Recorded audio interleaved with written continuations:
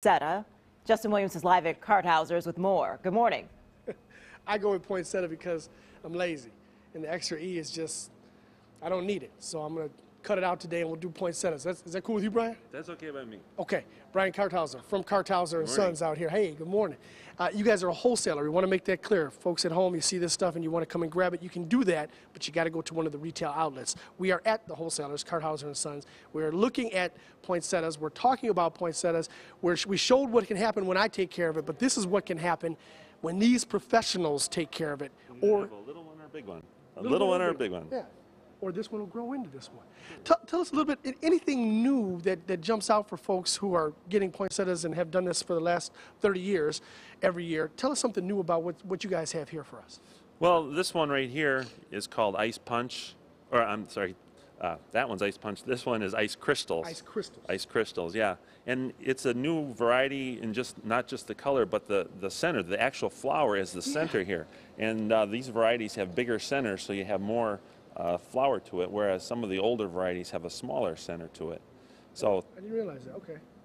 Yeah, this is not the flower. This is the bract, and the flower is the inside. Is actually what we're looking at. Right. When we're talking about poinsettias and keeping them alive, and I've been telling folks, kind of bragging all morning here.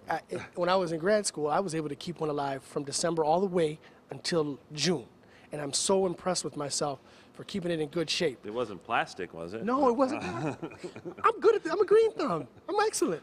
I got lucky, and I know that not everybody can do that, but what can we do to try to extend the life of our poinsettias? Well, the first thing, a poinsettia comes, the pot has holes in the bottom, and the reason for the holes is the dripping. See how it's dripping like that? And you want to make sure if you water it that you let the water drain through.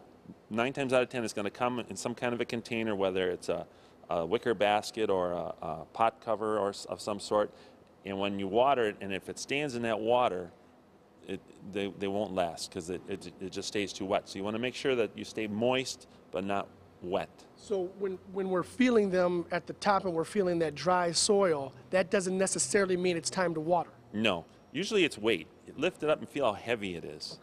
And the best thing to do is just give it water, let it sit in your sink overnight and let it drain out, and then in the morning put it back to where you had it before. How frequently do you water? It depends. If you have it in a sunny spot, if you have a heater blowing on it, if it's in a cool spot, you want to, like I say, keep it moist but not wet, so it's not standing in water. Okay. Okay. There are some tips and suggestions. We want to point this out to you folks too. There is an amaryllis amongst these poinsettias. Can you find? You gave it away, Andy. I was going to have him try to look for it. It's really hard to find. Okay, well, then you've located it. Andy, our green thumb photographer, figured it out right away. We'll talk more about everything that has to do with holiday flowers out here at Karthauser and Sons in Germantown in another half an hour or so, so stick around for that. For now, that is the latest from Germantown. I'm Justin Williams, Fox 6 News. Back to you guys. Justin, thank you.